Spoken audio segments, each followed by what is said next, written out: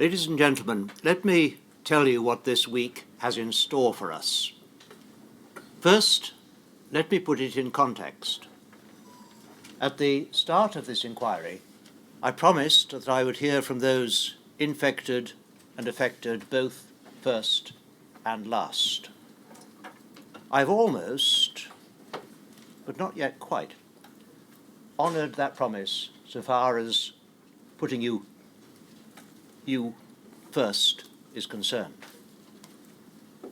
This week is something of a stepping stone, a transition between listening to the testimony of those who have suffered, and then from June onwards this year, taking the evidence of those who are in positions of responsibility as clinicians, administrators, politicians, suppliers, and others, when choices were made which are said to have led to that suffering, or which failed to deal with that suffering properly.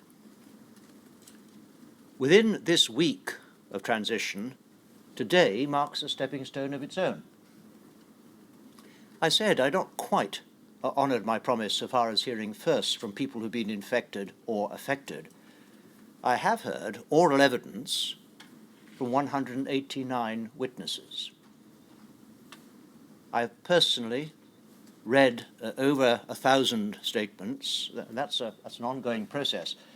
I undertook to read every single statement, no matter how many there were and are and will be, and I am doing. But it was obvious from the start that there were many who wanted their voices to be heard, but did not wish or didn't dare either to give evidence orally or to make a written statement, knowing that it would be disclosed, even though their identity could be anonymized. So this inquiry did what I believe no other inquiry has yet done. It found a way of giving a voice, providing a public platform for this group of people in a way that can be taken into account. It asked trained, experienced interviewers to speak to anyone who wished it and to present a report which drew on all the accounts given to them, so that it presented a comprehensive overall picture of what they had been told. The inquiry calls them intermediaries because that's what they are. They provide another way, in addition to written statements and oral testimony, by which the voices of people and their families can be heard. 85 people have taken advantage of this so far. After the intermediaries have presented their findings, then my promise will have been fulfilled, as far as those from whom I said I would hear first is concerned. The evidence of the intermediaries leads on neatly, later today, to the evidence of experts. There are 7 in all, counting both today and tomorrow, who have spent their professional lives at the highest levels of psychology and sociology, studying how people react to disease, particularly disease which is life-shortening or life-threatening, and affects every aspect of persons' lives, their relationships with their partners, family and friends, their schooling, the work they can do, their housing, their finances, their ability or desire to bring children into the world, their need for care, their trust of those to whom they may still have to turn if they seek treatment. Although they have different roles, the intermediaries report what has been said to them without analysis or comment, and the psychosocial experts provide analysis of and commentary on what has been said. The link between the evidence of the intermediaries and the panel of psychosocial experts is a close one. For instance, one expert conducted research projects focusing upon recording the life histories of those with both haemophilia and HIV and their families. And in doing so, she helped capture the experience of roughly the same number of people again, as did the intermediaries. You can see how the evidence follows on naturally. But the evidence may achieve more than simply telling you people's stories. Many of those who have suffered tell me they want to help to avoid anything like what happened to them happening to others in the future. And these experts will explain how the accounts of those from whom we have heard fit with the learning derived from the experiences of others, reflected in expert journals and in their own extensive studies, and what is known about the best ways to reduce the risk of any repeat in the future. And that's something I want to consider closely. The evidence of the psychosocial experts will finish tomorrow.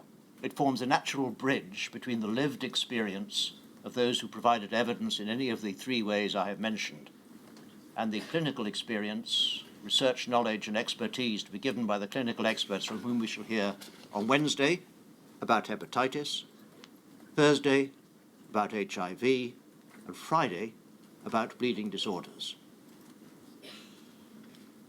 I promised that this inquiry will be open and transparent. And what the inquiry has asked the experts has been disclosed. How they have answered it has been disclosed.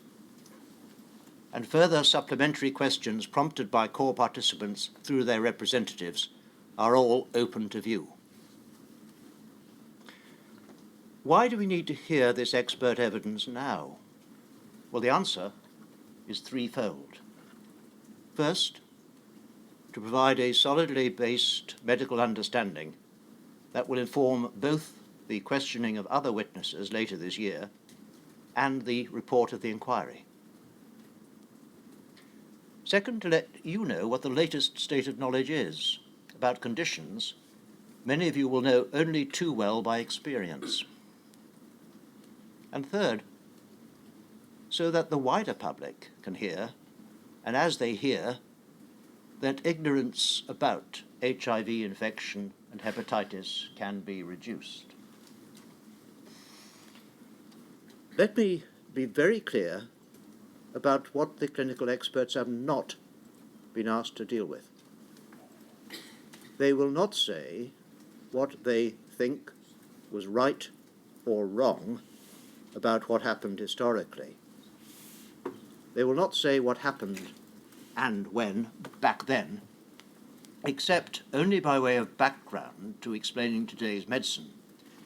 What happened and when are matters of fact from which the inquiry will draw its own conclusions of fact. So please, don't expect any questions to be asked about that at this stage of the inquiry. Now, counsel to the inquiry will explain the mechanics of what is proposed for today and for the rest of the week before we start this morning's evidence from our three intermediaries, Jackie Wilson, Kay Durrant, and Pam Allen, who wish to be known as Jackie, Kay, and Pam. Miss Richards. So, as you've indicated, we'll be starting this morning with the intermediaries, and Ms Scott will be taking them through their evidence. This afternoon, we will start to hear from the evidence of the psychosocial group. There will be 5 members of the group giving evidence this afternoon. Professor John Weinman, Professor Myfanwy Morgan, Dr Nicky Thomas, Dame Lesley Fallowfield and Ms Sian Edwards. Professor Deborah Christie is unable to attend today but will be attending tomorrow morning. And Dame Teresa Marto is also unable to attend today but will be available tomorrow afternoon. So as you've indicated, one member of the psychosocial group, Ms Sian Edwards, was closely involved with the HIV and Haemophilia Life History Project. And we will be taking advantage of her presence here to ask her to tell us about that in the course of either this afternoon or tomorrow morning. The psychosocial evidence will continue into tomorrow, and then Wednesday's focus will be hepatitis, and we will be hearing from Professor Graham Cook, Professor John Dillon, Dr. Kate Jeffrey, Dr. Scott Jameson and Dr. Aileen Marshall. On Thursday, the evidence will focus on HIV, and we will hear from Professor Jane Anderson, Dr. Ian Williams, Dr. David Johnston, Professor Graham Cook and Ms. Sian Edwards. Dr. Gareth Tudor-Williams is probably going to be unable to join us on Thursday. And then finally on Friday, we will hear about bleeding and blood disorders from Dr. Oliver Tunstall, Dr. Richard Gooding, Dr. Sarah Marshall, Dr. Malika Sekar, Professor John David Edgar and Professor Jürgen Rockstra. Professor Rockstra will be joining by video link in the morning only. So core participants have already, through their recognised legal representatives or otherwise, put forward suggested questions for the expert groups arising out of their reports. Ms. Scott and I will not necessarily be asking every one of those questions. Some are for later in the inquiry. Some are perhaps more appropriately directed to other expert groups, such as the ethicists. Other questions that were suggested ask experts to address matters of fact, which are, for the reasons you've explained, sir, ultimately for your decision. But we will break towards the end of the evidence of each expert group so that core participants can have the opportunity to raise with Ms. Scott and myself further questions that they would like to be asked. So finally, in relation to the mechanics of this week, the inquiry has asked those responsible for the NHS in the 4 parts of the United Kingdom, Northern Ireland, Wales, Scotland and England, for information about the availability of psychological support and the arrangements made for the commissioning and funding of psychological support, and for information about current hepatitis C care and treatment, and in particular issues about scans, blood tests, checks and monitoring. The inquiry has now received witness statements that address those issues. They will be disclosed, or should be disclosed, I hope, to core participants in the course of today. And in the course of this week, I will explain and summarise what those statements say at an appropriate stage on one of the days. So that's all I needed to explain by way of mechanics, and we're ready now for the evidence of the intermediaries. Thank you very much. May we then have Jackie, Pam and Kay, please.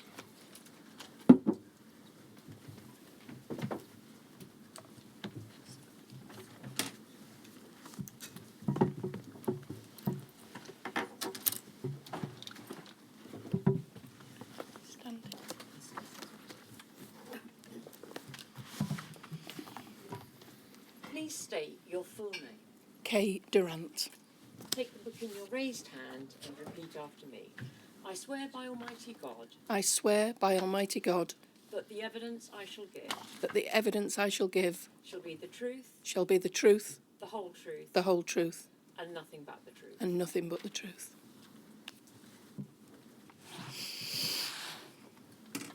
Please state your full name My name is Jacqueline Wilson. and repeat after me. I do solemnly, sincerely, I do solemnly, sincerely, and truly declare and affirm and truly declare and affirm that the evidence I shall give that the evidence I shall give shall be the truth, shall be the truth, the whole truth, the whole truth, and nothing but the truth. and nothing but the truth. Please state your full name Pamela Allen. and repeat after me. I do solemnly, sincerely, I do solemnly, sincerely, and truly declare and affirm and truly declare and affirm that the evidence I shall give that the evidence I shall give shall be the truth, shall be the truth, the whole truth, the whole truth, and nothing but the truth. and nothing but the truth. Thank you. Thank you.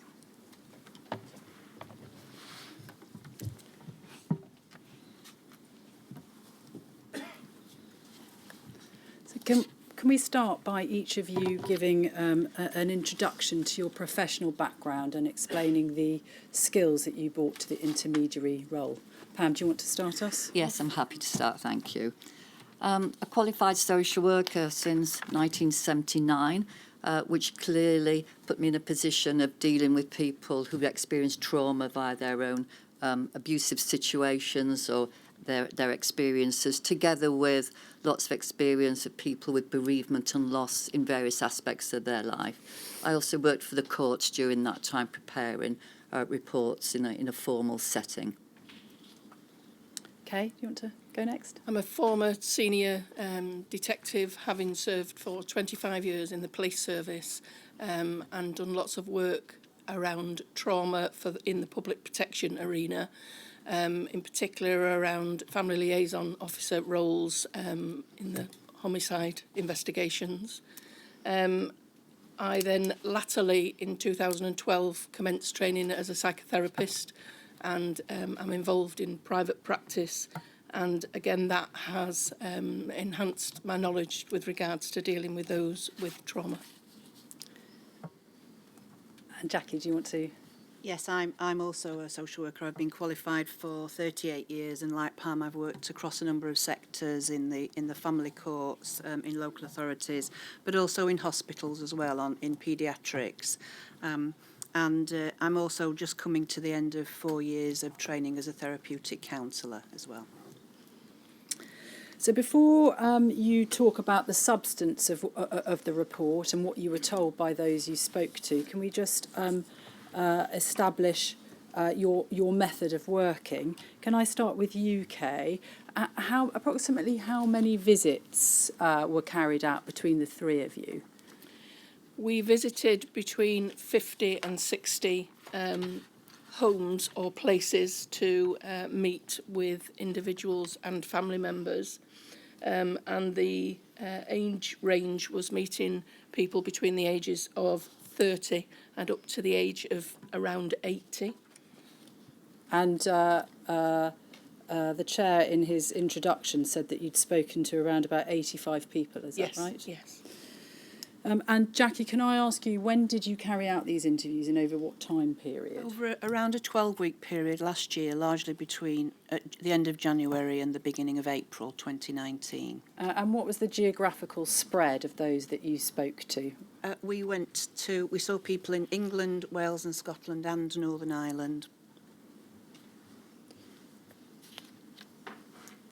At page 3 of your report, you say this about the range of experience of those that you interviewed. 6 had been infected with HIV, 50 had been infected with hepatitis C, 11 had haemophilia, 3 had thalassemia, 9 were infected through routine surgery, 12 were infected through emergency surgery, 8 were infected in connection with childbirth, and 1 person had been infected by their partner. Does that summarise that range of experience?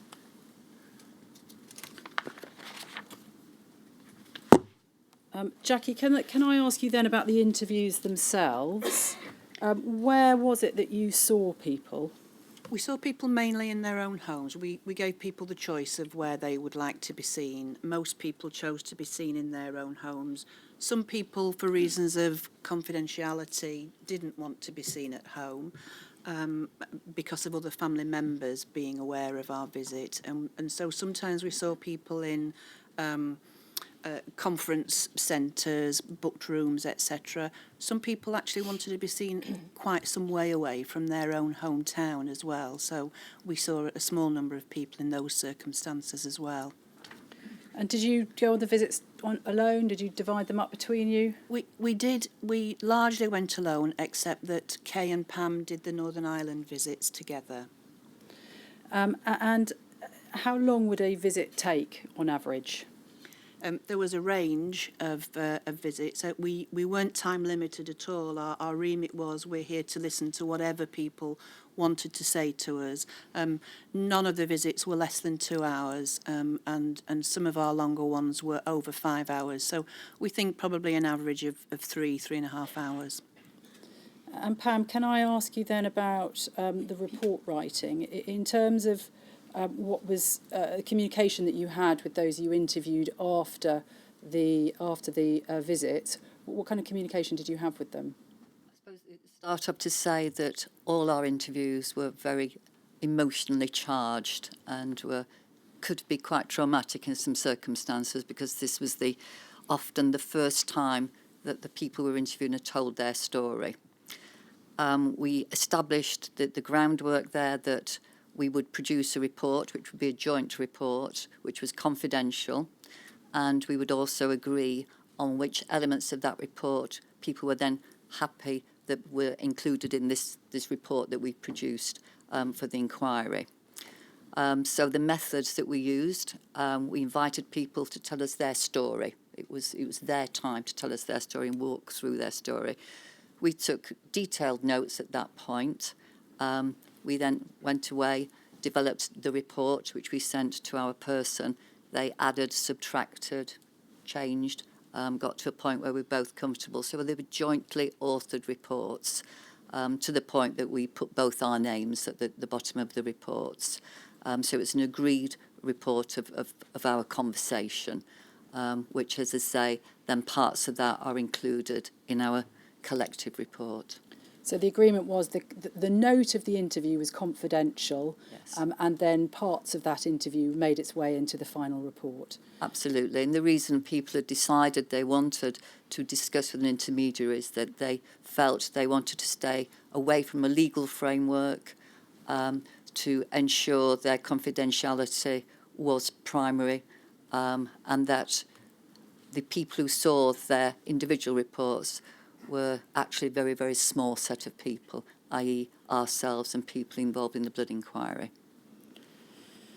So the reasons people used the intermediary service, if I can put it like that, then were for reasons of confidentiality, to keep their identity private. Absolutely. And that of their families, obviously, which is still around stigma and the fear of that stigma, and also confidence. I think they felt that having an interview in their own homes generally, as Jackie explained, kept it, if you like, much more informal, and an ability to have some control over that setting. So not having to write a formal statement was something that was attractive to some of the people you interviewed. Absolutely, yes.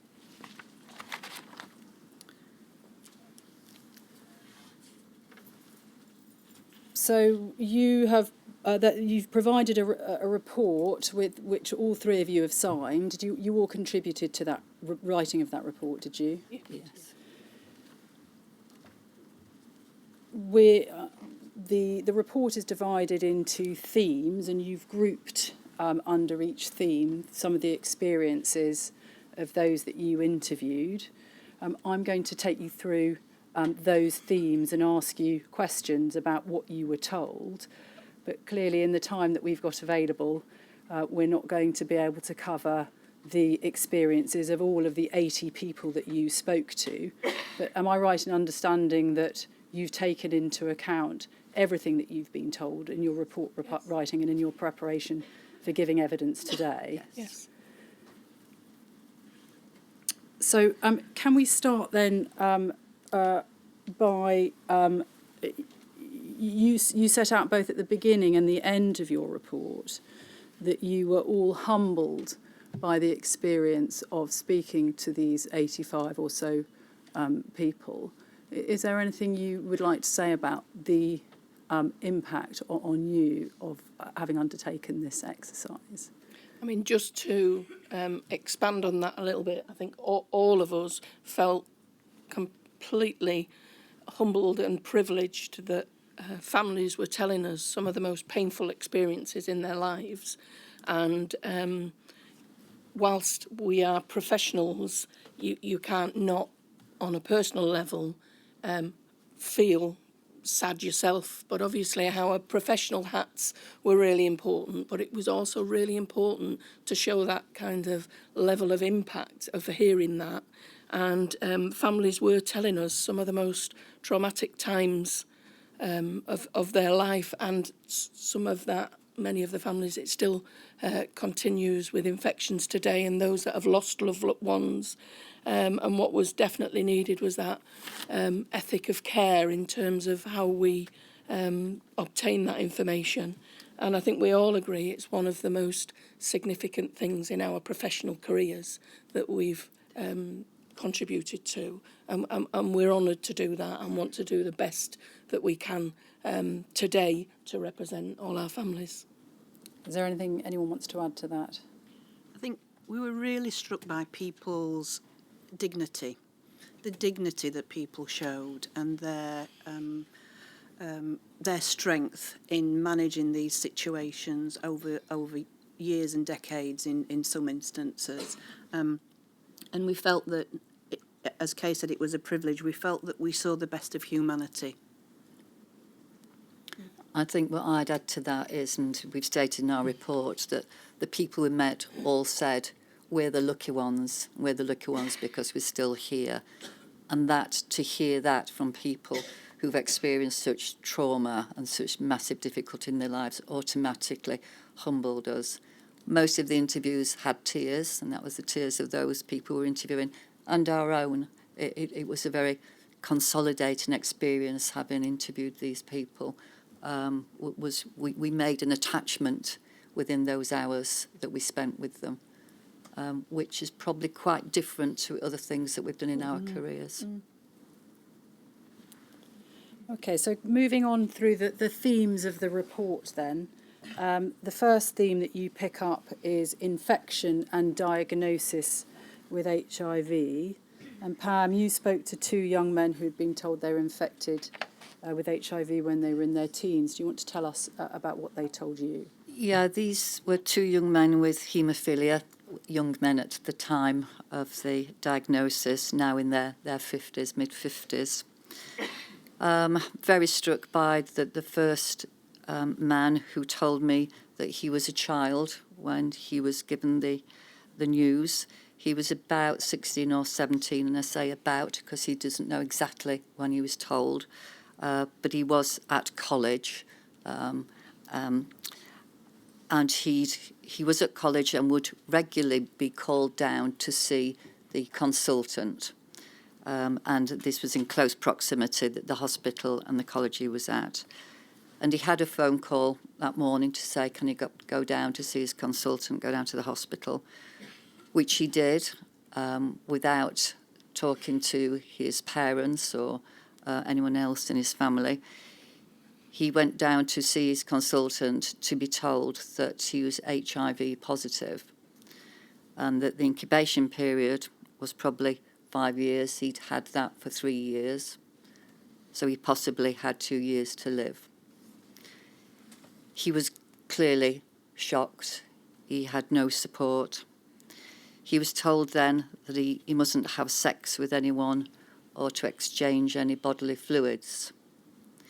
What he did tell me, which had a massive impact, and certainly I'll never forget, the consultant said to him, but tears don't count. They wouldn't create an infection. He wouldn't be able to pass on the infection with his tears. He returned to college. He didn't tell anyone. He went home. He still didn't tell his parents until a few days later. To this day, no one outside his family in the medical profession have heard his story. No one understands his HIV now and hepatitis C status. Certainly a story I will never forget. The next young man was 19.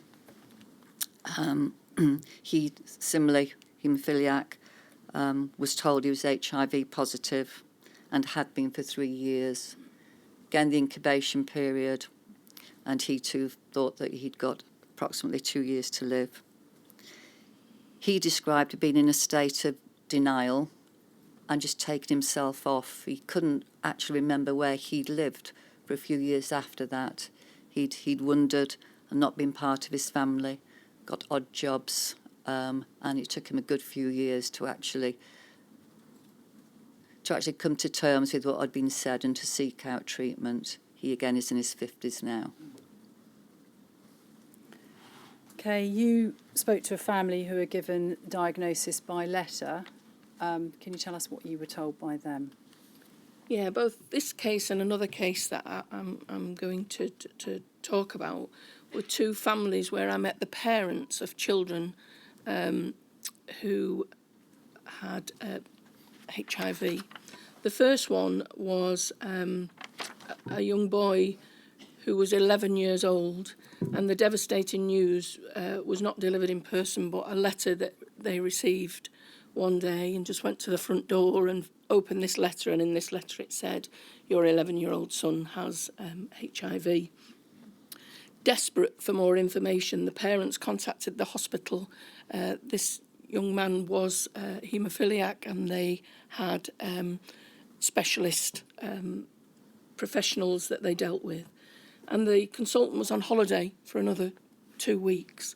And this time for them was just horrendous in terms of getting that in the manner that they'd had that information delivered, and then having to wait for a further 2 weeks to have any conversation with a consultant. And this family later found out that the son had been infected some years earlier, this was backed up by medical notes. But in particular, there was a big thing for them, because they were hearing at the time that if you could survive HIV for more than 2 years, then you were likely to live longer. And for desperate parents, that they were really trying to get information, and that was very difficult for them. The second family was a couple's, again, young son who was wrongly diagnosed with haemophilia, and later in years he was found to not be haemophilia. He was 3 years old, and later in his life, when he was about 7, they found out that he was HIV positive. And again, it took his parents 2 months to get the results. And again, that pain and agony of waiting, and then obviously receiving the news at the end that their son had HIV. The commonality, again, between the two families is when their children were informed that they were HIV, which for both families were around the age of 13 or 14, where they'd started to form relationships, and both of the young boys were getting girlfriends, and the parents had to then share the information with their sons. And, responses such as, am I going to die, and having to deal with that with a teenager were extremely traumatic for both families. And to this day, both of those boys are still alive, living with HIV. And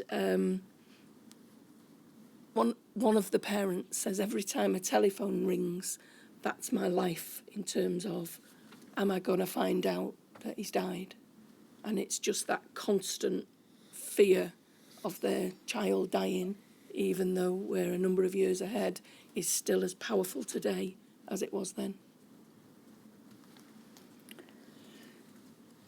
Jackie, can I ask you then to start us off on the next theme in your report, which is infection and diagnosis with hepatitis C?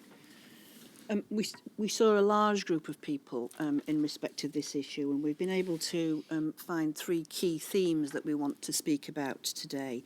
The first one was when people presented with symptoms, there was a reluctance and a significant delay in professionals acknowledging that these might be as a result of hepatitis C, so a lack of investigation and an explaining away, really, of symptoms, particularly when people presented with the very significant fatigue that goes with it. So people were describing, they were said it was because of their stage in life. So if they had young children, women who just had babies, if they had demanding work roles, etc., there was almost a default mechanism of kind of explaining it away, and sometimes that went on for years into more than a decade, and people spoke about all that time the disease was silently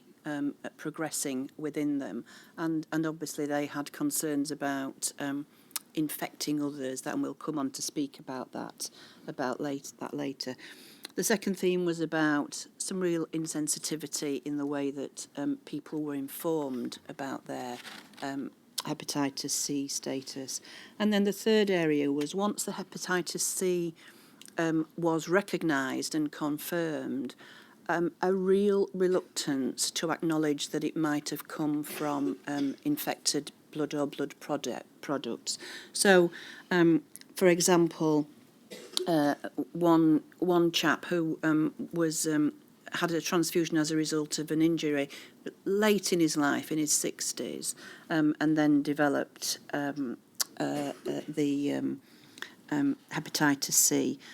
He'd been in the army during the war, and the doctor asked him if he'd been a drug user or shared needles in the army in the 1940s, and he was horrified by this. It felt a real slur on him. Lots of people described being told they must have caught it abroad. One woman told me that her late husband was told by his specialist that he was imagining the symptoms. And when she accessed his records after he died, the record said, "This is a miserable man, always complaining." And this man had cirrhosis by the time he was diagnosed.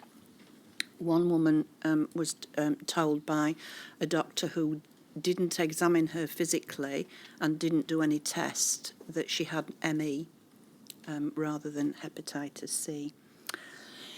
Very few people were given detailed information about hepatitis C, we found, when they were first diagnosed. And many people described having to do that research for themselves, particularly if they had any specialist issues. And some of their GPs actually acknowledged that and saw them as experts by experience and were grateful for the help that they were given. But it was very unsettling for people to think that their clinicians didn't have the level of experience that they wanted them to have. Lots of people described themselves being asked about their lifestyle, particularly in relation to alcohol use.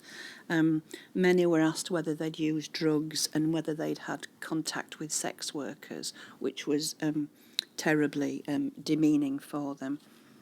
In terms of how people were told, one man told me he had haemophilia and he went to his regular haemophilia clinic with his wife and 2 small children and was told in the room without any warning that he had hepatitis C and that he had 3 years to live.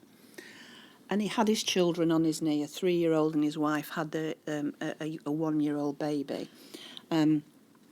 Another man who was 23 at the time, he had thalassemia. He was told by his consultant that he'd tested positive for hepatitis C, and this conversation took place in a corridor in the hospital.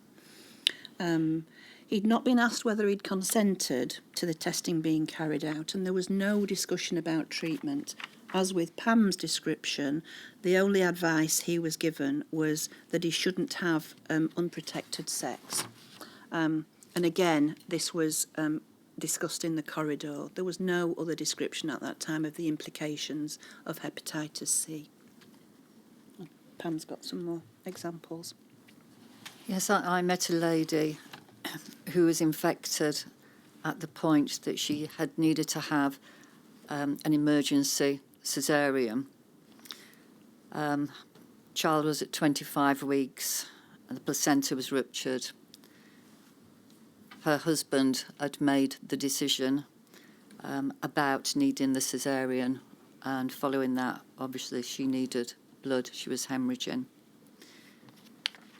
And this was the point that she became infected. She didn't know that for 20 years and 20 years on. But the point of this here is twofold, that talking about how she became infected clearly brings to the fore the trauma of losing her baby, losing her child, and that she didn't give consent to any of the treatment at that time. Her husband clearly felt that he needed to make that decision because her life and the life of the baby were both hanging at that point, and he needed to make a decision. So the trauma of having to talk about how she became infected and the loss of a child is clearly something which is unimaginable. Moving on from that, this lady then experienced some of what Jackie's just referred to for years, the fogginess, the depression, the weight loss, the fatigue, and didn't know until another 20 years on that she actually had hepatitis C. and how that had been contracted. She also, and we're going to talk about it later on in the report, was a blood donor because she was grateful that she'd actually been given blood, which had kept her alive.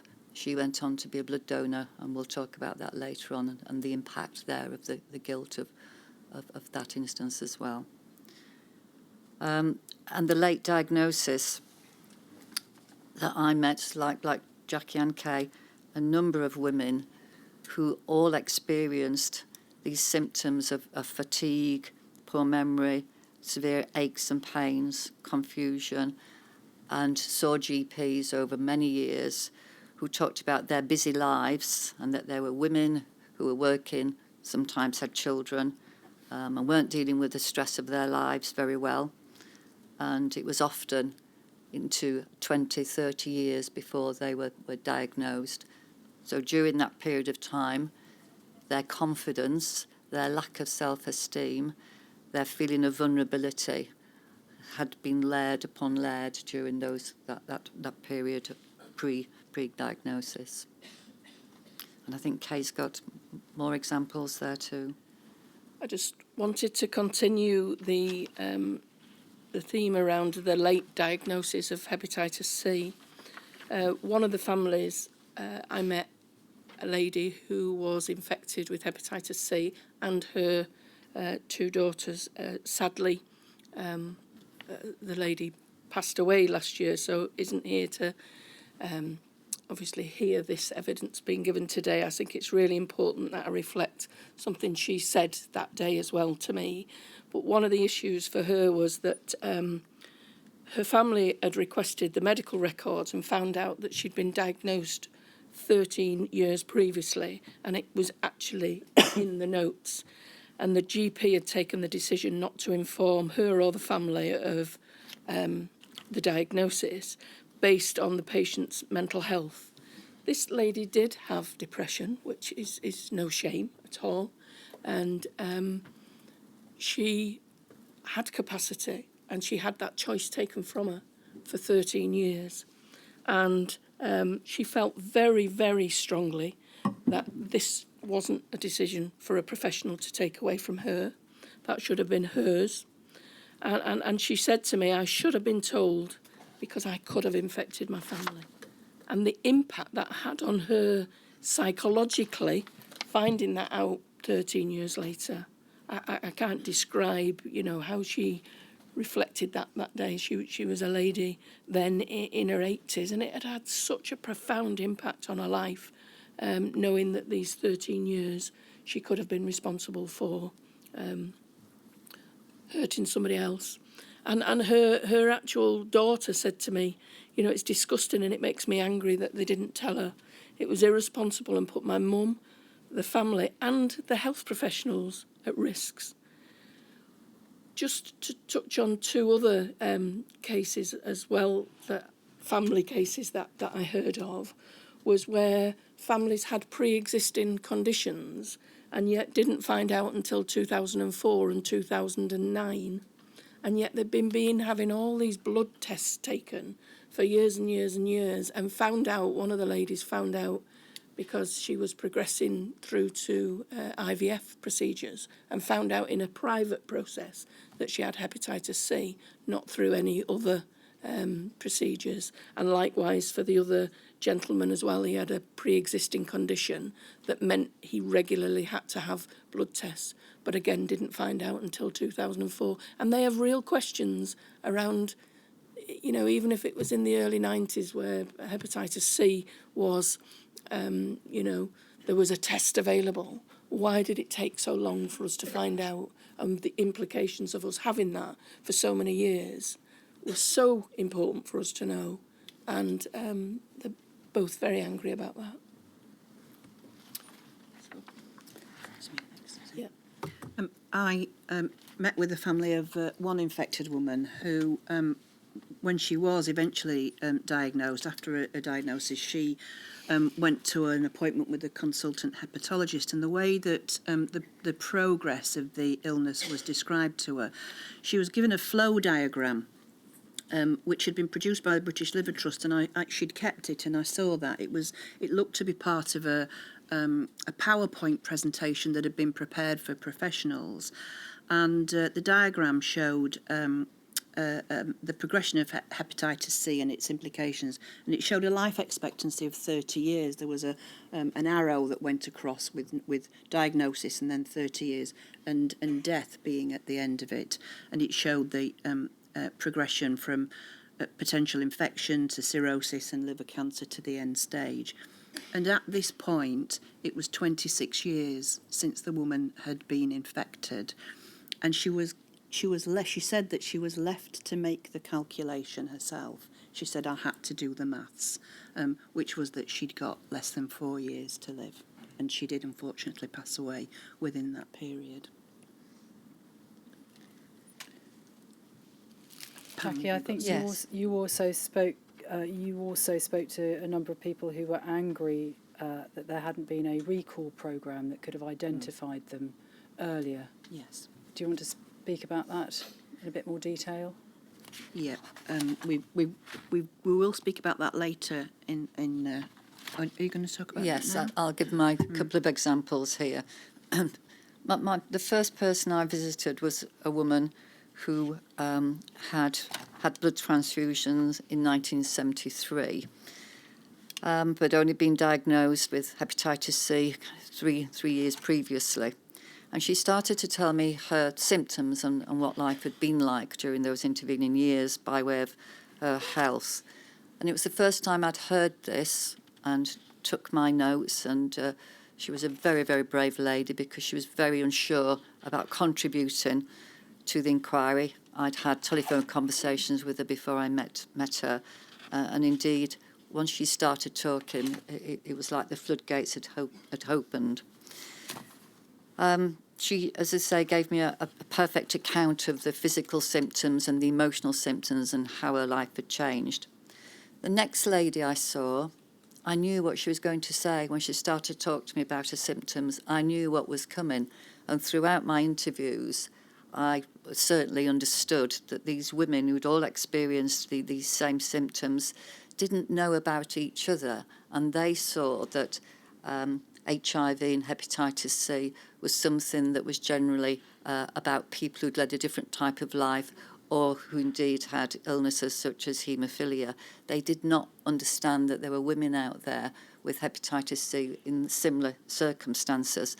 And that in itself, I started to say to these women, there are other women with your experiences, and that brought some comfort.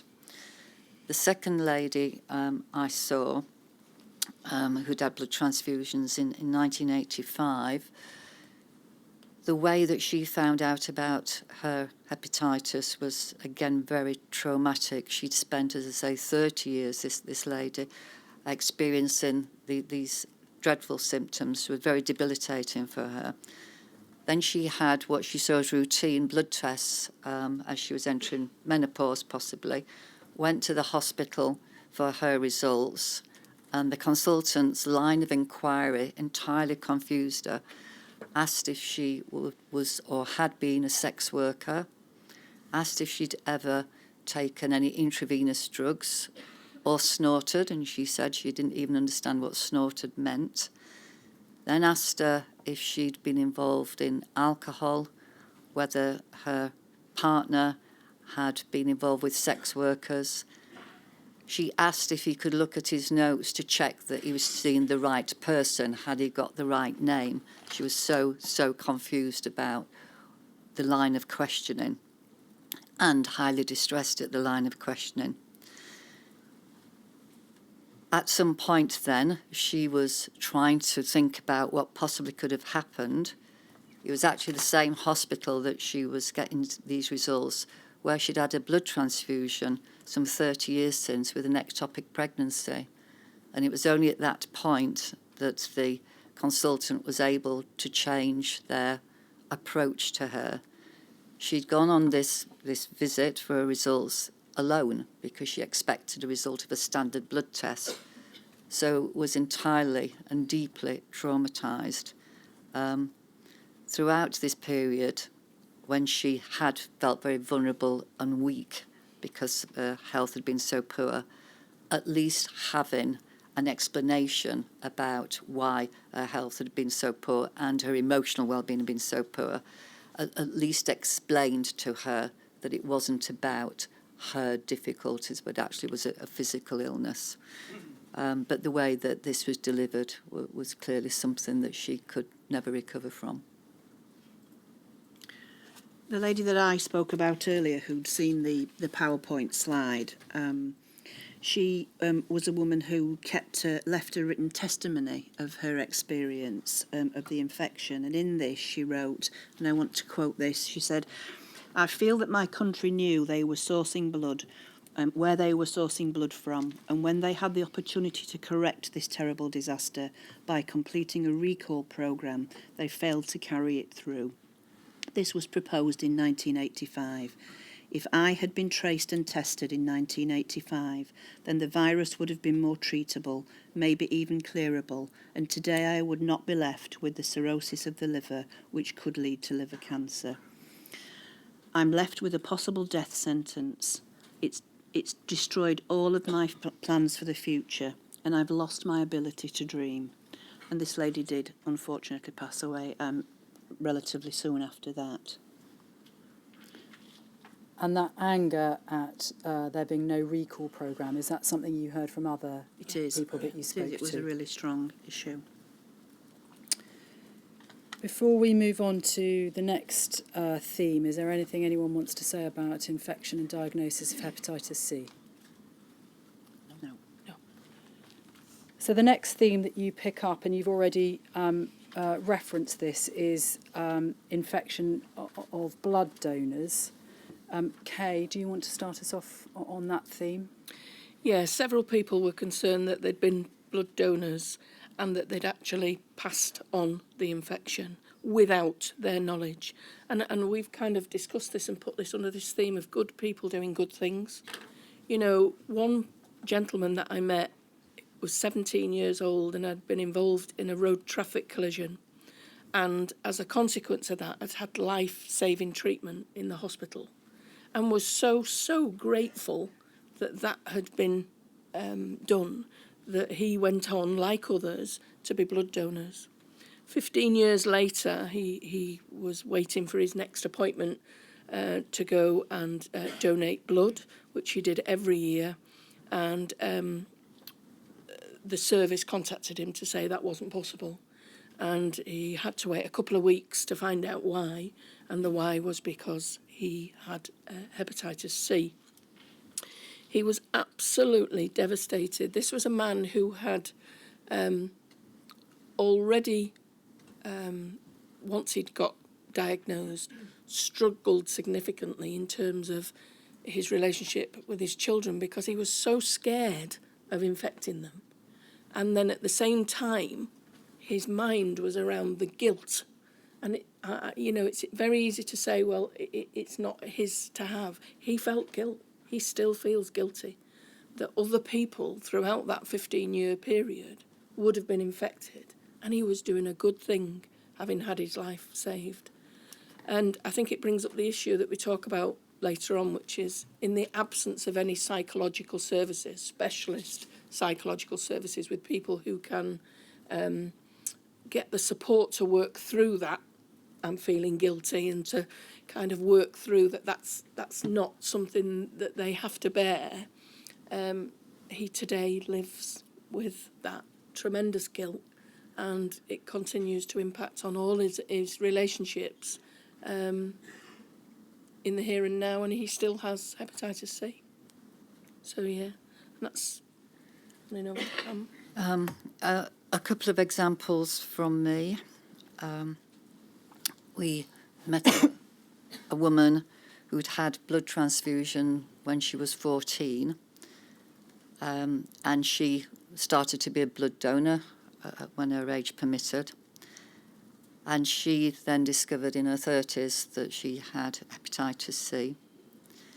This lady was pretty tremendous in so many ways. She now worked in a factory with, actually a depot, with lots of men. In fact, she was the only woman working in the depot.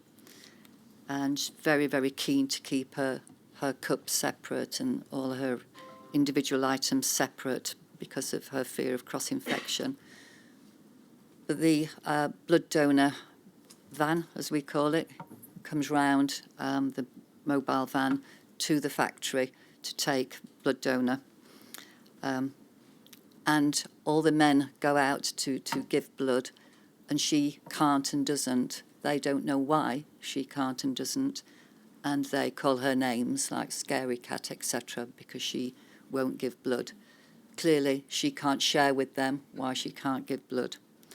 And the listening to her account, because she was such a good woman who'd given blood for years, but then, as Kay's explaining, felt so guilty about the number of people she may have infected during that time. Another example was a woman who'd had an ectopic pregnancy, and she had a very rare blood group, so was encouraged and obviously wanted to give blood, which she did, and she continued to do that for 20 years. And during that time had possibly infected people and lived with the guilt of that also. Jackie, can you start us off then on the next theme, which is other infections? Would this perhaps be a convenient moment, do you think, Miss Scott, to take a coffee break? Yes, yes. The evidence will take a while, so if we break at a natural point, that's what we'll do. And we'll take a break now for half an hour. But can I just say something before we separate?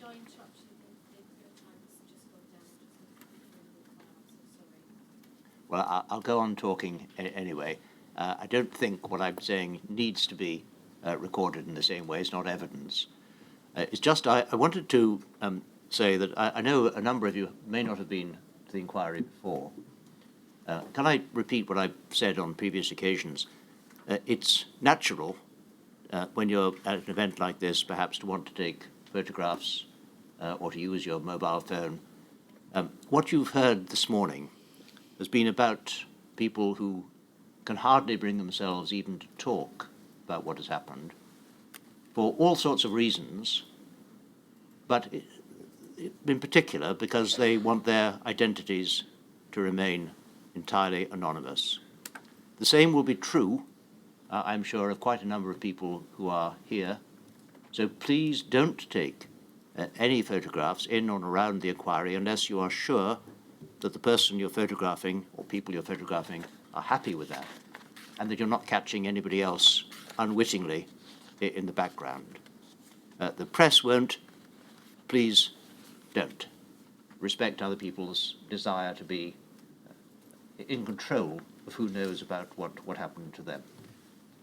I'll see you again at 12 o'clock.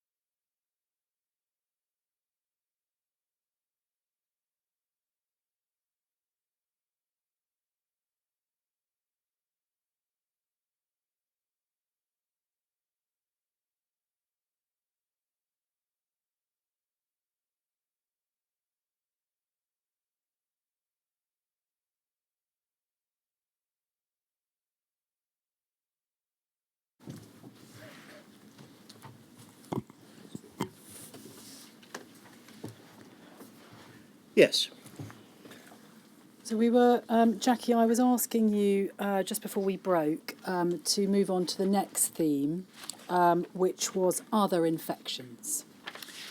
Yes, we saw a small number of people who, around about 10 to 12 years ago in their memory, were advised that they might have been exposed to variant CJD through their treatment.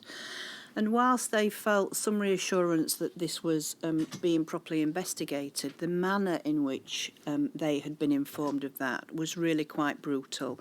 And they all spoke about receiving a letter completely out of the blue. That wasn't, there was no phone call, there was nothing via their GP.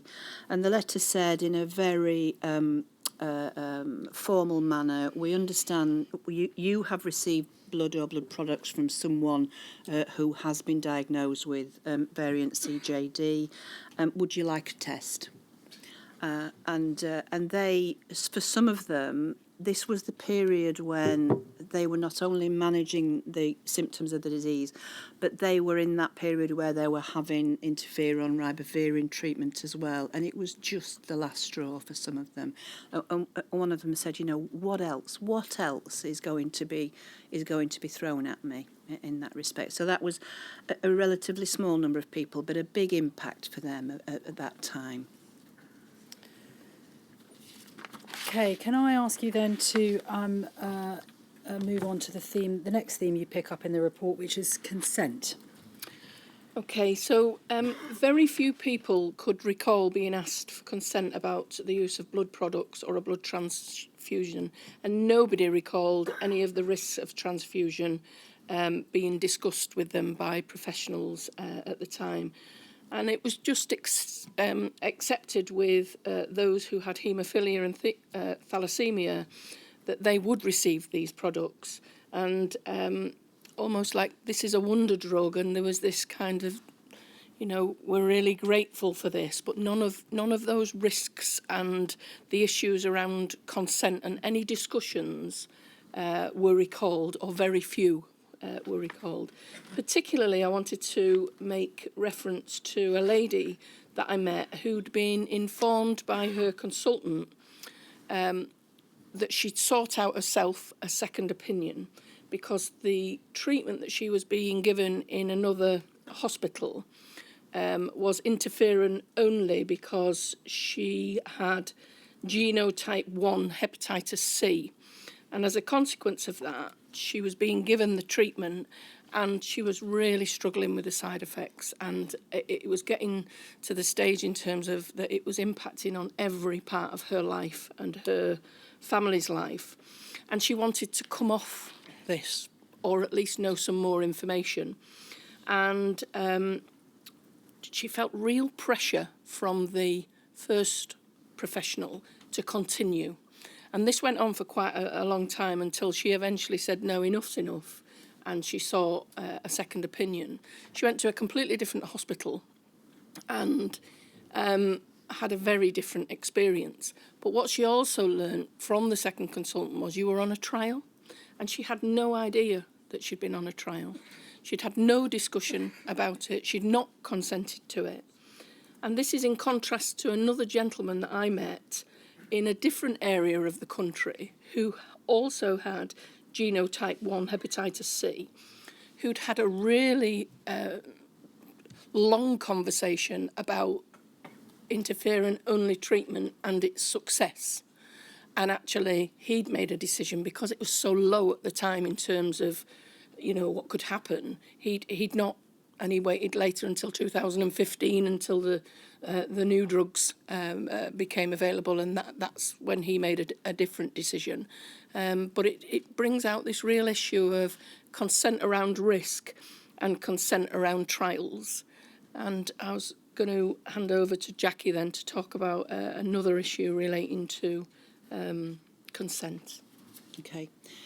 When lots of people who had transfusions in an emergency said obviously that they weren't in a position themselves to consider the implications, but none of them it wasn't explained to them about the possible risks of having transfusions. One person's parents were telephoned in the middle of the night to give consent. The person was 16 and she'd had a hemorrhage after an operation. But they were asked to give consent verbally, and they were told it was in the context of life-saving procedure.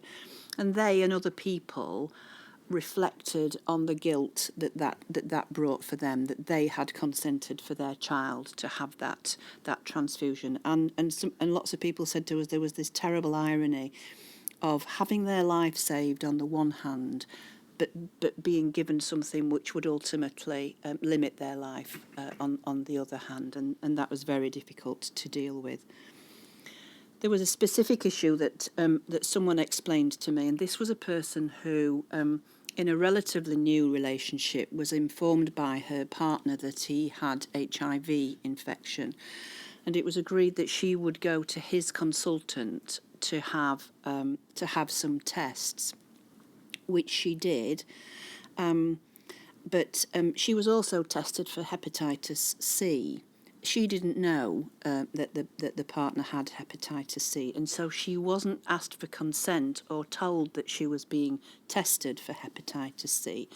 And when she took this up later with the consultant, she was told that she couldn't be told that she was being tested because it would have compromised the confidentiality of the other person. And she felt really strongly that her rights, her welfare had been overridden by the confidentiality of someone else. So the next section is we want to talk about people living with the infection, and we're very much minded that this audience can tell us a lot more than we could ever explain to you. I'm going to speak to the accounts that were given to us about impact on individuals of that. People talked about the impact of hepatitis C, particularly in vivid detail, and the really common issues were chronic debilitating fatigue and how that impacted on their lives, often lasting for years, as we've said earlier, without diagnosis. Other symptoms were severe aches, gastrointestinal problems, skin changes and sweating. These are physical issues. Cognitive impairment was often described as brain fog to us. And that led to a debilitating level of confusion and inability to focus that was sometimes combined with associated anxiety and depression. And quite a few people spoke to us about losing their way on the way home, not being able to remember journeys. Lots of people were really anxious about driving, for example, because of the impact of that upon them. People have also experienced mental health problems to a significant effect, which really impacted on everyday life, their relationships as well. People described the later stages of the disease, this again physical issues, where the liver and organs were affected, living with the worry about varices and the possibility of those bursting. There, obviously, enlarged veins. People having to go through really painful and invasive tests, particularly in the early days when liver biopsies were very invasive and involved, without going into too much detail, long needles and breaking through the skin. One witness said to me, as a result of my infection and the worry around it, I've suffered mental strain and stress to the point of thoughts of suicide out of my fear of having a nasty death. So it wasn't just about where people are at the moment or were at the moment in the course of their disease, but that kind of anticipation about where this would lead to. And the point we would want to make was, even though we've seen the majority of people we've seen have now been cleared of the illness. Lots of them are still experiencing some of the symptoms of the illness itself, the impact of those, and of the treatment, which we will come to speak about later as well. I want to briefly touch upon the impact on family and other relationships. And there's a number of strands to this element. The strand of the pressure in a family of keeping a secret because of the stigma, if the outside world was to realise what was happening by way of the infections. But also the actual daily routines in families which were creating lots of stress. The need, or the perceived need, to keep separate towels, to keep separate crockery, to make sure that there was no bodily fluids exchange between the infected person in the family, often the adult and the children of that family. So the different elements that were happening there, together with, within some families, you've got more than one infected person, particularly with families where there's haemophilia and we've got brothers, sons, fathers, etc. So you've got a number of layers of different tensions and pressures for those families. And the impact on keeping the secret and meeting a number of people who actually didn't want to have discussions within the family because they didn't want to burden the rest of the family with what they felt was their condition. So to have your children having to understand that condition they felt was burdensome, so kept a lot of that to themselves, which created stress, anxiety and often depression in the way that Jackie's relayed it. So we'd got families who were certainly had a feeling of secrecy and an underlying almost depression, but certainly an anxiety within the families, which was palpable often. And I think Kay was going to talk to us about a specific case that she'd been in contact with. One of the families who I met had a child who had been infected with HIV, and I think probably to explain the impact on family and relationships, the best way is to use her words. And what she says is, we have nothing else to compare this to. Our child was infected and it took the joy out of our lives. Psychologically, we became different people. We cut off from others, and the depression we carry has at times almost torn us apart. In my darkest days, I even chose the music for our son's funeral. And although this couple feel extremely lucky that their son is still alive, what we talked about was the impact this has had on them as a couple and within their family relationships outside of that, and with their other son. And one of the things that we commonly found was that we would sit in maybe the front room of somebody, we'd be talking to two people, and they'd be sharing their thoughts, feelings, and exactly what had been going on for a number of years. And one part of the family member would say to the other, I never knew you felt like that. I never knew that had gone on for you. And that was a common thing that came about this holding the feelings down, sometimes even in the most close relationships, because actually they were just surviving the moment, trying to put one foot in front of the other day by day. So yeah, so that's them, and I'll just hang back to me. Okay. The business of keeping secrets was a real strain for people, we found, and a few people said to us they had to learn new techniques of when they were in company with people, and to be able to manage the kinds of things that they talked about in case the conversation went down a particular route and they found themselves in saying something which they then had to extricate themselves from. So not at all expecting in their lives that they would have to do that. And one chap I spoke to said, I'd never lied to anybody in my whole life before, and that was a really hard experience about not being able to tell the truth to his workmates about his condition, and quite a few people said that they had other chronic conditions when they were asked about their symptoms as well. Going back to the issue about personal relationships, we did see a few people who sadly found that their closest personal relationships were affected. One man that I spoke to who'd lost his brother to HIV when he was 20 and his brother was 23 said, growing up he was my best friend. We were inseparable in the school holidays. But his HIV diagnosis drove a wedge in our relationship. It was something that we never discussed properly, and we were never close after that. And that's one of my biggest regrets, and I feel guilt to this day. We saw people who made the decision, as Pam's alluded to earlier, about just not taking the risk of having an intimate relationship, of starting a relationship with a partner.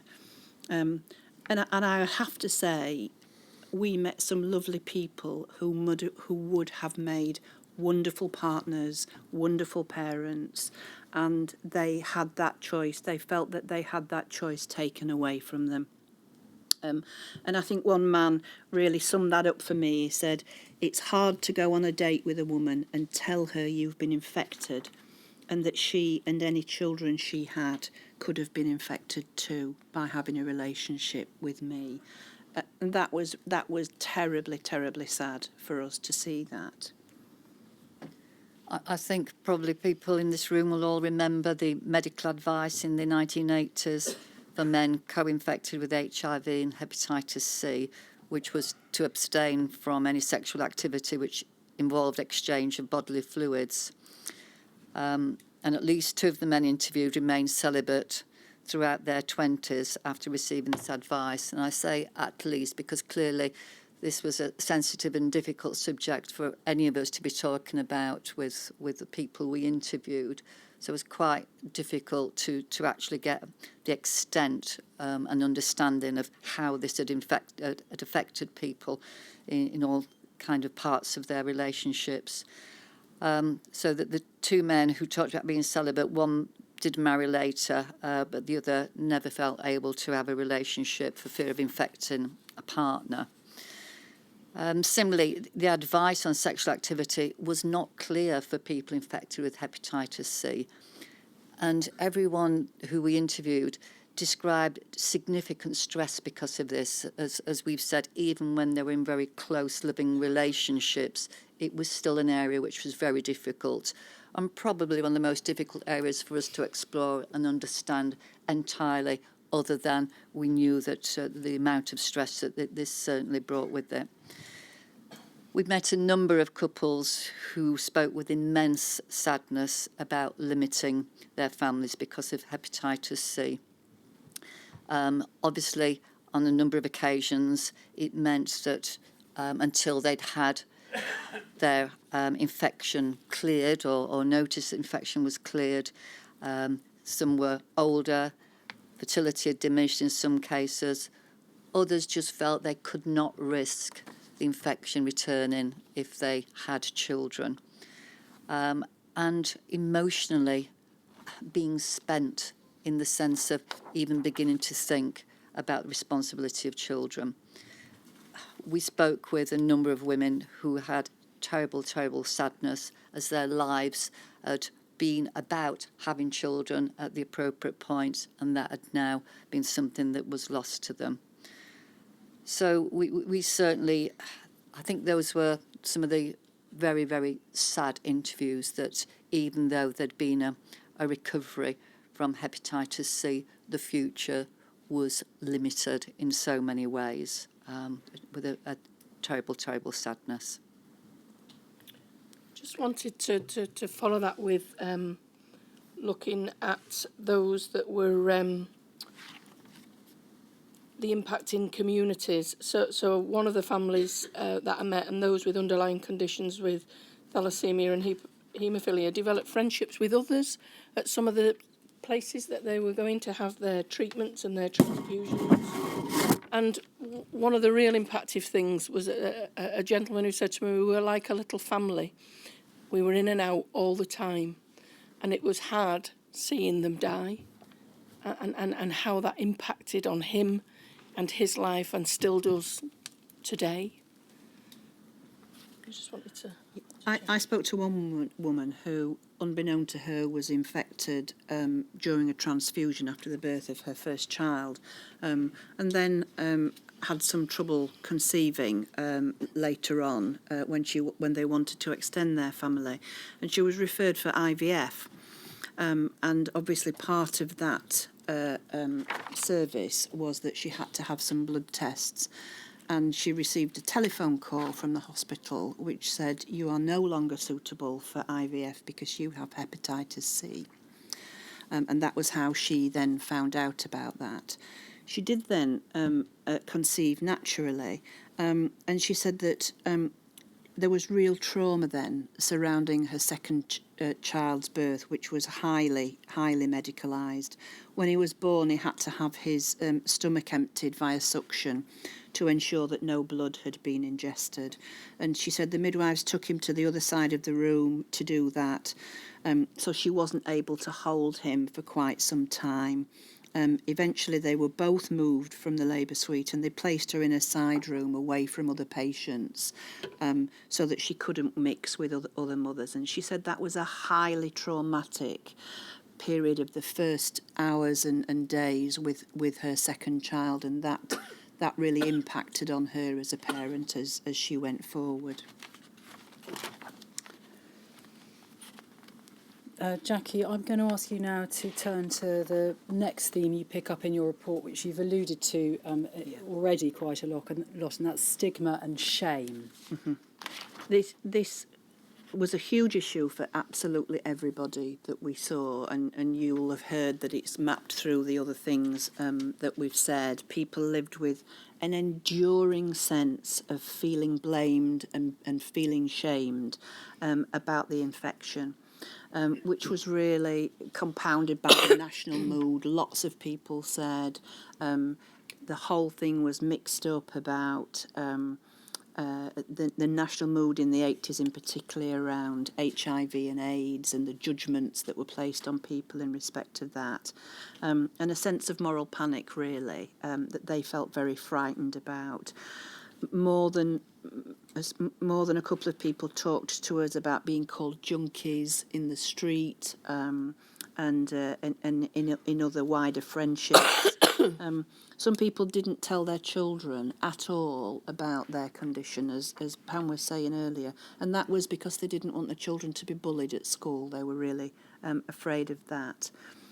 I saw one woman who was really acutely anxious about anyone finding out that she was infected. And the receptionist at her child's school, at her GP surgery, was also a parent at her child's school. And she went through such agonies every day, wondering whether this receptionist might have shared inadvertently or in any other way information about her infection, and this led to a really crippling anxiety. So the family felt obliged to move house, and they moved 25 miles away from all of their support networks. And then 4 years later, she had a new neighbour who was a GP at a local surgery, and again this triggered her anxiety, and the family had to move again. And the issue there was that there were additional burdens for people about dealing with this situation, but having to move themselves away from the support networks which were helping them through it. Okay. Just wanted to touch on the issue that we've mentioned there about society's response to the blood infection through the time, and specifically in relation to prejudice and discrimination.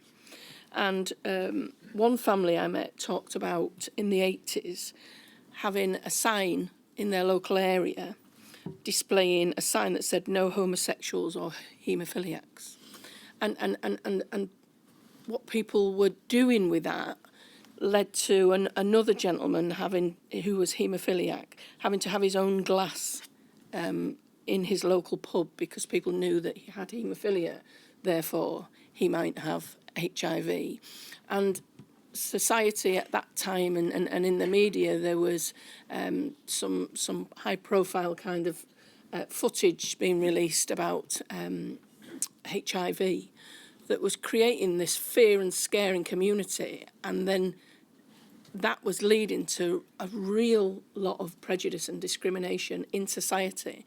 So not only did we have these internal issues of managing family relationships, managing yourself, you've then got the societal impact of the prejudice that was out there, the fear that was out there, and how that was handled and managed at the time was adding to the psychological stress of our families. Did you want to add anything? Just bringing us to present day, really, that we know that people felt there was an ignorance around hepatitis C, but a need to share some of their status with others as a need to protect others. But what they were hoping was from the blood inquiry that there was much more of an understanding within our communities about infected blood and how it was caused, and that publicity from the inquiry would raise awareness and help to quash these ill-informed myths that were around. So they brought us into present day as to what they hoped from the inquiry.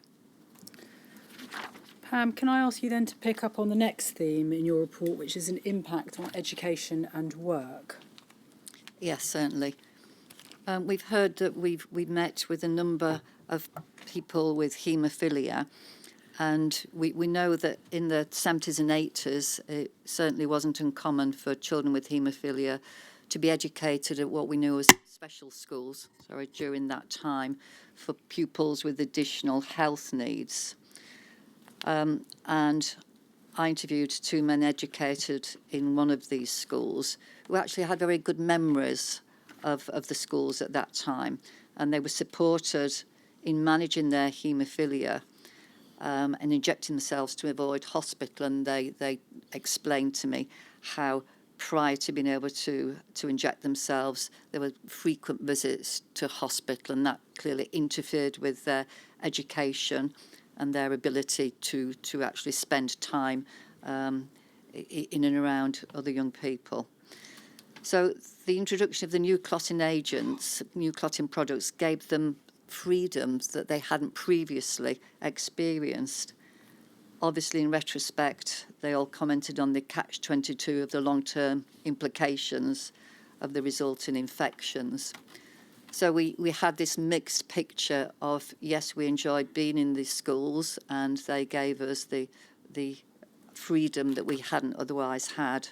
And there was a good understanding of their medical needs. But then, as I say, we have the implications of the clotting agents.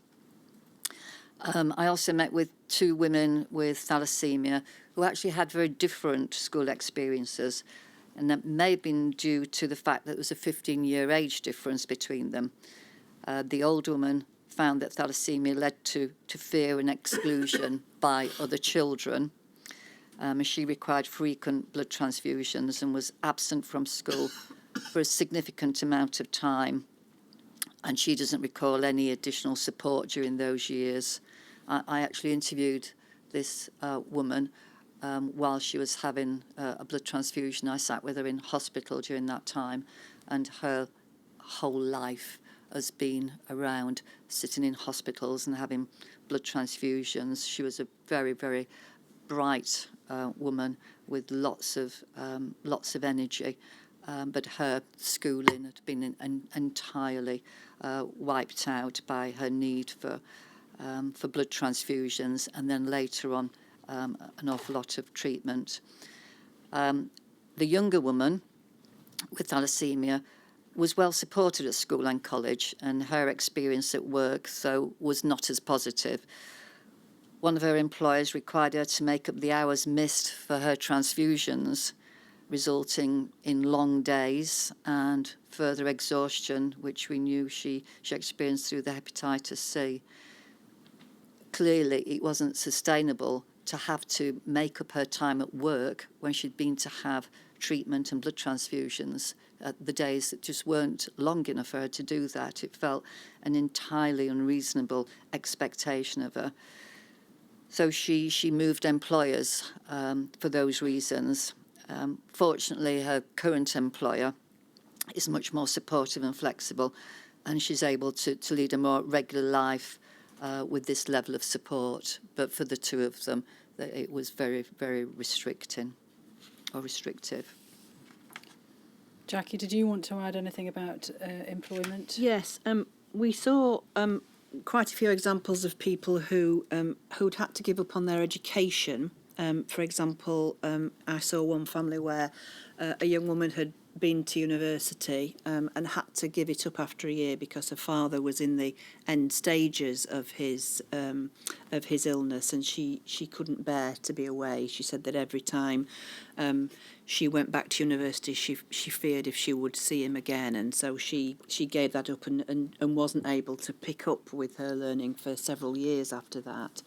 But we also saw people who gave up on education when they were infected, either because of the pressure of treatment at the time. I saw one man who was trying to take professional exams whilst he was having interferon and ribavirin treatment, and he said one day he just slept in for his exam because he was so exhausted, and there was no quarter given about that. He just had to miss out on his exam. People who were experiencing mental health difficulties and didn't feel able to continue with their studies. And a couple of young men who just said they thought it wasn't worth it because they thought their life expectancy was going to be so limited that they didn't want to invest their time in education. On the other hand, several people spoke to us about their absolute determination to keep on working in spite of their debilitating condition. And sometimes this was about wanting to contribute to society and not giving in, feeling that they didn't want to give in to the illness and allow it to take yet more away from them. But for others, it was a financial issue, and they just couldn't afford not to work, and so they had to carry on.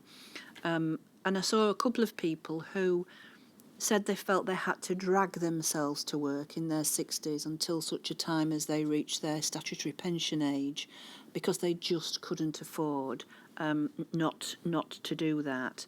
And they spoke about the impact of trying to work with carrying those symptoms of the illness, and people spoke about a life consisting of working and sleeping, really.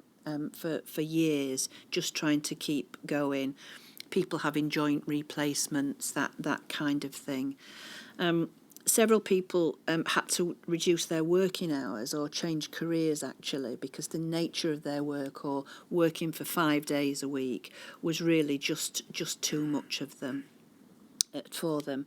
And people then spoke about how there was a loss to society as well because of that. So some of the examples that we saw were about, a woman who was a nursery nurse who had to retire at 49, a nurse who had to retire at 52, a teacher who had to retire early because her mental health problems as a result of her son's condition were just too much for her to feel that she could carry on with that.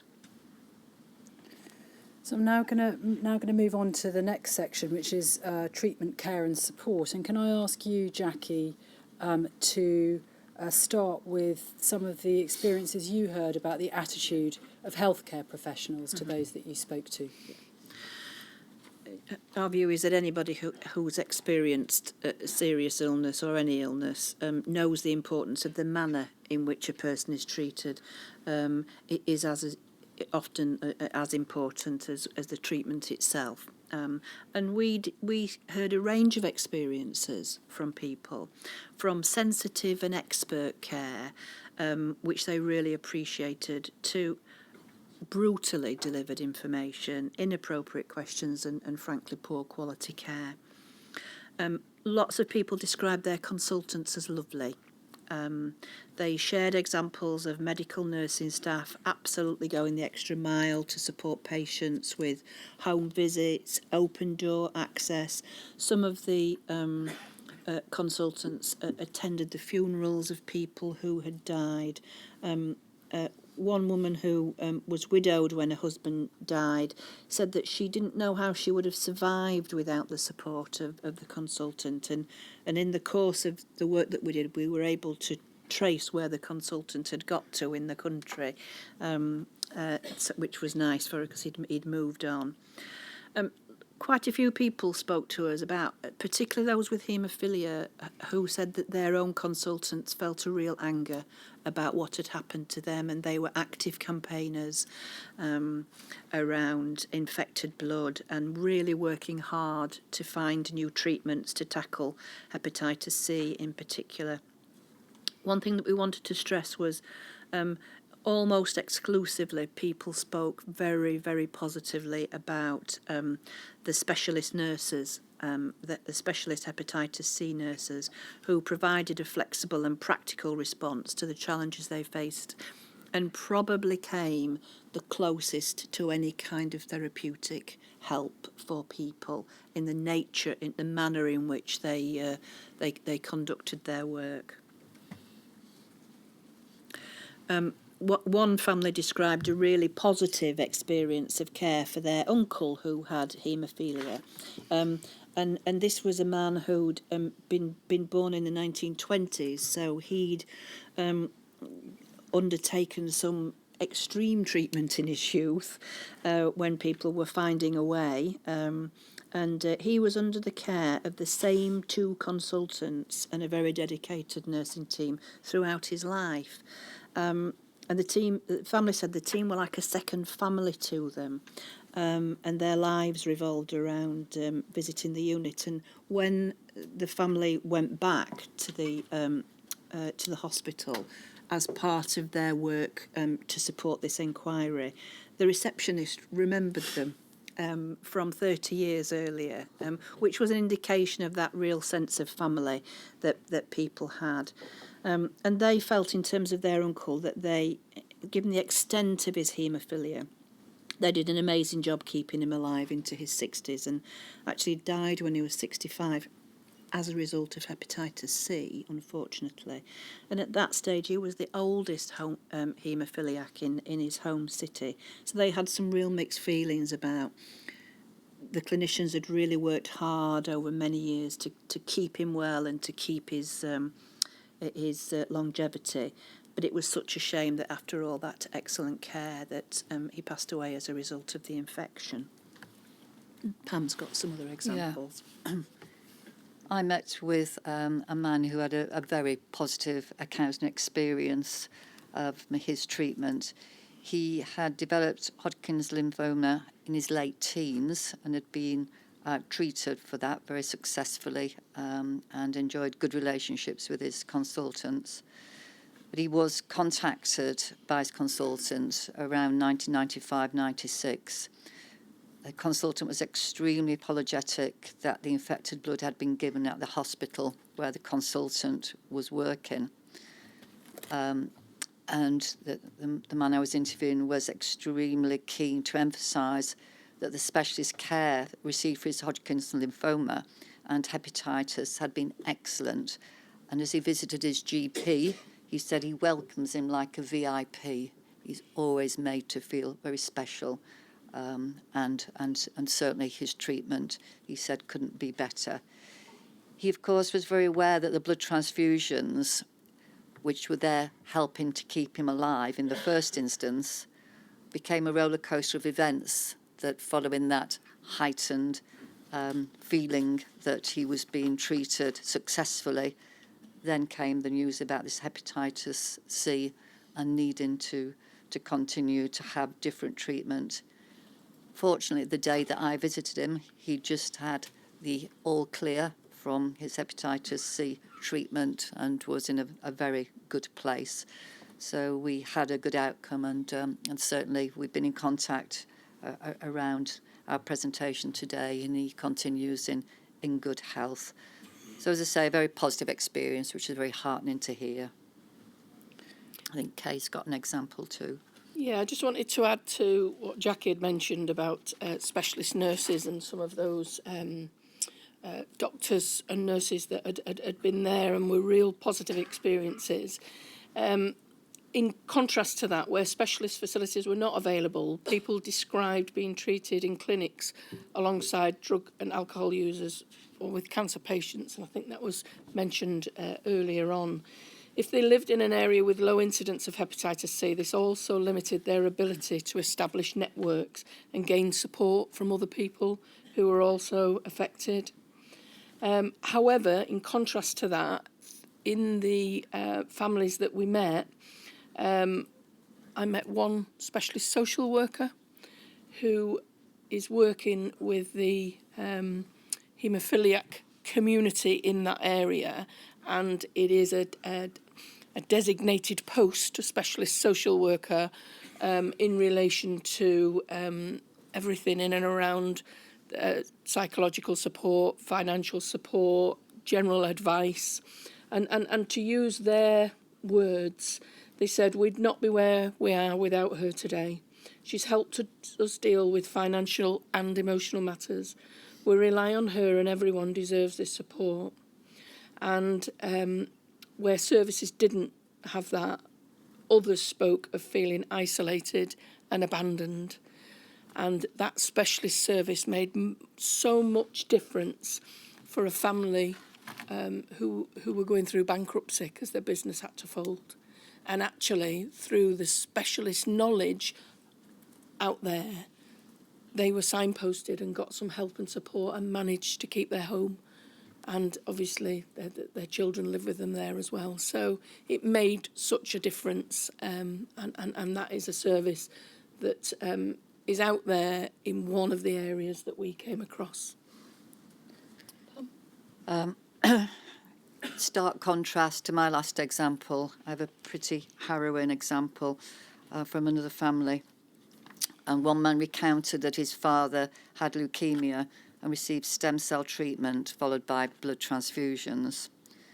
He was at this point infected with hepatitis B, which was noted as the primary cause of death on the death certificate. And I think all three of us have seen a number of death certificates throughout this, our time working in the inquiry. His father had been told by the consultant that an error had been made and the wrong blood taken out of the wrong fridge.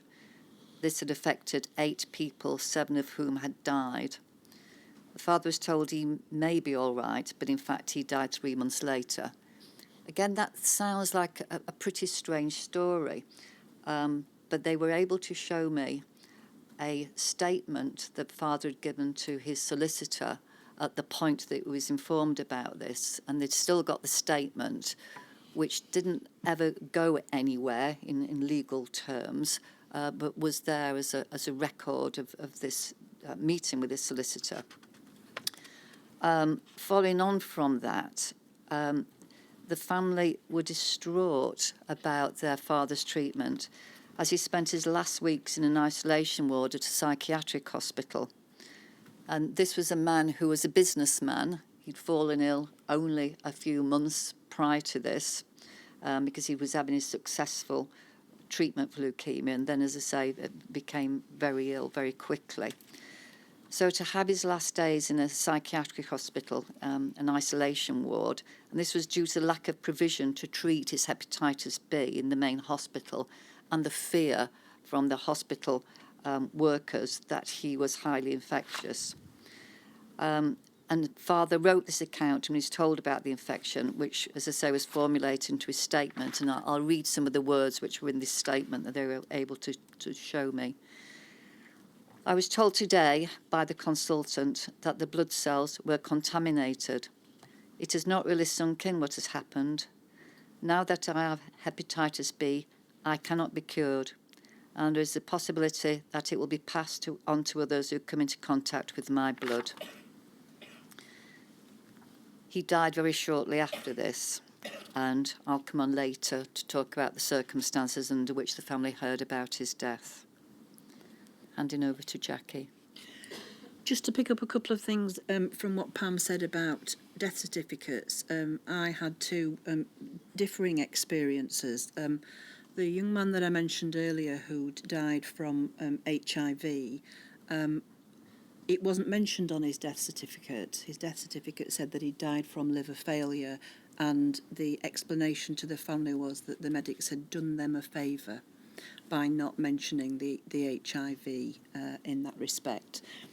With another family that I worked with, their doctors were very angry that their patient who had haemophilia had been infected with hepatitis C, and they were determined to make sure that that was noted. And on the death certificate itself, the doctor had written diagonally right across it in large letters hepatitis C, and the woman who I worked with said that when the registrar opened it, she was quite taken aback. And the message was that the clinicians really wanted people to know the cause of that. In another example that I have, I saw a man who had successful treatment to clear his hepatitis C, and he and his family felt they wanted to move to a new city for a new start, and so his treatment for haemophilia transferred to a new hospital. And on his first appointment, the doctor that he saw said to him, "Oh, I see you've got hepatitis C." And the chap said it was a terrible shock to him, as he thought that the infection had cleared. And he was told to come back 6 months later for a follow-up appointment. And when he went back after 6 months, he was told that this was actually a clerical error, and what should have been written on his record was that he was positive for hepatitis C antibodies, had been wrongly copied as positive for hepatitis C. So he spent 6 more months thinking that it had concerned, and he said that really put him through months of hell. Another issue that came up for us around treatment, particularly in the earlier days, was essential tests and equipment weren't always available on the NHS for people. And people were expected to fund them privately if they wanted to have these newly developing facilities. And in 2005, one patient was told that a fibroscan would determine the progress of the disease, but there were no facilities in this country. And she had to travel to Paris in June of 2005 at the family's expense. The following year, a fibroscan machine was installed at a hospital 74 miles away from where she was, and she had to travel there for scans for 7 years before she could have them more locally. And then in June of 2008, a consultant advised that due to the level of cirrhosis, she needed to have an enhanced liver fibrosis test. Again, this was not available on the NHS, and she had to pay £99 to have this carried out by a private contractor in an NHS hospital. And just we wanted to share with you that the words that people most frequently use when discussing access to treatment were leper or pariah. That was how they were made to feel. And there were many, many experiences of people being denied treatment or isolated from other patients because of hepatitis C. And we saw quite a few people who had difficulties with dentists, for example, and Pam has an example there to share. Oh, sorry, it's Kay's, I'm sorry. Just moving on, we're talking about the dentistry. One of the families that I met had such poor treatment in relation to dentistry, where the procedure had to be undertaken in the hospital, the hazardous stickers were out, it was at the end of a day, the attitude of staff was not good for him at all, that it left such a significant impact on his life that for the rest of his life he's never gone. He's still alive today. He won't go to the dentist. because the experience was so poor that this has led to, when he has needed a couple of extractions, he's done that himself. And actually, you know, if you think of that in context to the pain that you must have to go through in terms of extracting your own teeth, you would have to have suffered so much of a psychological impact to do that it's astounding. In contrast, there was an example of one woman's dental nurse commenting loudly in the infection, but the dentist was challenged, the nurse was challenged, should I say. So there was some good evidence within professional environments where people were not behaving in an okay manner, but there was also some evidence of other professionals challenging them, and that really making a difference for the individual in terms of that prejudice and that discrimination. So I was going to, we've come to the end of that theme and going to move on to another one, treatment for hepatitis C, but I noticed the time. So this would be a convenient moment to have our lunch break, would it? Indeed. Well, can I thank you very much so far, and I hope you don't mind having to come back after lunch. It'll be 2:00, but what you have so far told us, I think, has been really valuable and worthwhile listening to. So thank you so far, and I look forward to seeing you back at 2:00. 2:00.